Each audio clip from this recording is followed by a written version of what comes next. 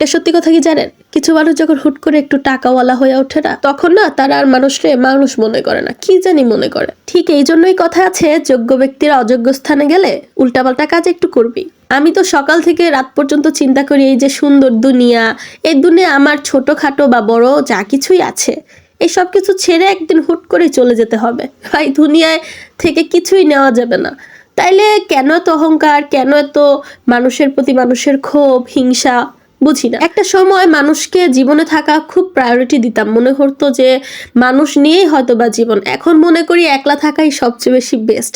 হয়তোবা জীবনে এখন বাচ্চারা আছে, স্বামী সংসার আছে, কিন্তু দিন শেষে আমি মনে হয় আমার কেউ নাই, আমি একাই।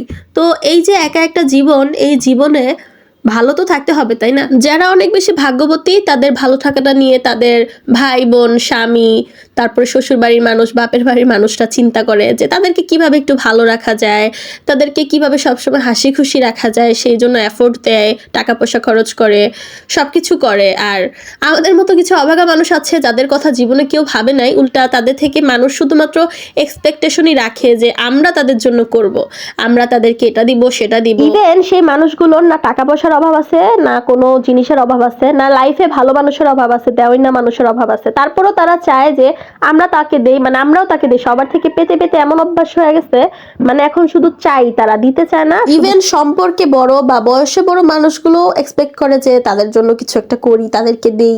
আসলে যদি আমার অনেক অনেক টাকা পয়সা থাকতো বা অনেক ক্ষমতা থাকতো, আমি ঠিকই দিতাম। আমার দেওয়ার মন মানসিকতা আছে বলেই তারা এক্সপেক্ট করে। যাই হোক, সবাই একটু দোয়া করবেন, আল্লাহ জানি আমাকে তৌফিক দেয় যে আমি ওইসব মানুষের এক্সপেকটেশন গুলো পূরণ করি। আর আমার টাকারও করা লাগবে না। আমার কারো প্রতি কোনো অভিযোগ নাই, আমার নিজের প্রতি অভিযোগ আছে। আমার নিজেকে আরো বেশি শুধরাতে হবে, আরো বেশি বড় মনের হতে হবে, মন থেকে হিংসা বিদ্বেষ এগুলো দূর করতে হবে। এগুলো দূর করে যদি একটা পারফেক্ট মানুষ হতে পারি ভাই, জীবনে টাকা পয়সা কম হোক কিন্তু ভালো মানুষ হইতে পারলে মরেও শান্তি, মানে মরার পর ভয় লাগবে। হৃদয়ের ক্ষোভ আক্ষেপগুলো একটু প্রকাশ করলাম। আর এই যে সকালবেলা গিয়ে বাজার সদাই করে এনে একটু রান্না বান্না করতেছি, এই যে এত কিছু করি, বাপের বাড়ি বেড়াতে এসে নিজের ভাত নিজে রান্না করে খাই, ঘুরি ফিরি নিজের খরচে, না জামাই কোনো হেল্প করে না আর কেউ হেল্প করে।